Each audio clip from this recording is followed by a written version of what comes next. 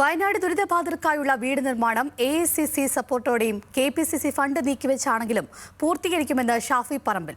വീട് നിർമ്മാണത്തിലുള്ള ഫണ്ട് ഞങ്ങൾ മാനേജ് ചെയ്യും. മാധ്യമങ്ങൾ ഞങ്ങളുടെ വീഴ്ചകൾ മാത്രമാണ് പറയുന്നത്. ആപ്പ് തയ്യാറാക്കിയത് ഒരു നിശ്ചിത സമയത്തേക്കായിരുന്നുവെന്നും പൈസ ഇടുന്നത് ആപ്പിലല്ല ബാങ്കിലാണെന്നും ഷാഫി പറമ്പിൽ ന്യൂസ് മലയാളത്തോട് പറഞ്ഞു. അടൂർ നിയോജക മണ്ഡലം UDF സ്ഥാനാർത്ഥിക്കൊപ്പം ഷാഫി പറമ്പിൽ പ്രഭാത സവാരി നടത്തുകയാണ്. ഷാഫി അങ്ങനെ വലിയ ആത്മവിശ്വാസമായിരിക്കും.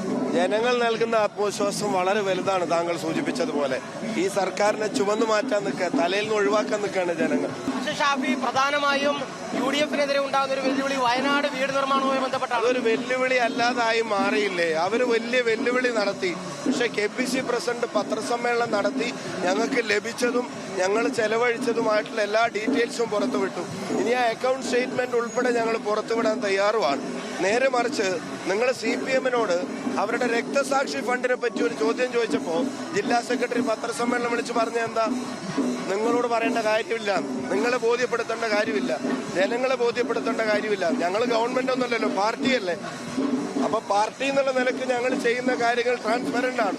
ഞങ്ങൾക്ക് അതിനകത്തൊന്നും ഒളിക്കാനും മറക്കാനും ഇല്ല. പക്ഷെ CPM ആറ്റിറ്റ്യൂഡാണ് ഇവിടെ ചർച്ചയാവുന്നത്. സർക്കാരിന്റെ ലേബലില് കോടിക്കണക്കിന് രൂപ ജനങ്ങളിൽ നിന്ന് പിരിച്ചു.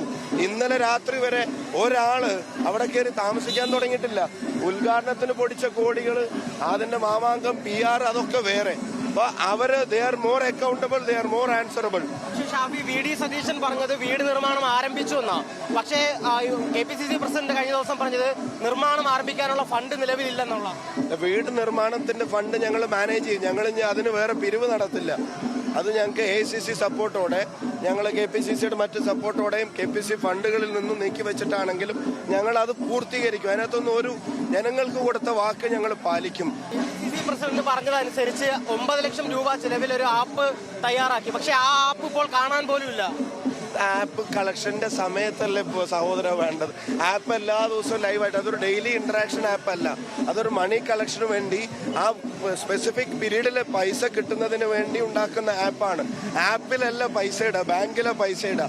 ബാങ്കിൽ വരുന്നതും പോകുന്നതുമായിട്ടുള്ള എല്ലാ പൈസക്കും കണക്കുണ്ട്, രേഖകളുണ്ട്. അതും ജനങ്ങളുടെ മുമ്പിൽ പറയാൻ തയ്യാറാണ്. വലിയ ആത്മവിശ്വാസത്തിൽ തന്നെ സ്ഥാനാർത്ഥിയും ഷാഫി പറമ്പിലും ഉള്ളത്. വയനാട് വീട് നിർമ്മാണവുമായി ബന്ധപ്പെട്ടുള്ള കാര്യങ്ങളിലും വിശദീകരിക്കാൻ ശ്രമിക്കുന്നുണ്ട്. എന്തായാലും ക്യാമറമാൻ കിഷോറിനൊപ്പം ശ്രീരാജ്, ന്യൂസ് മലയാളം.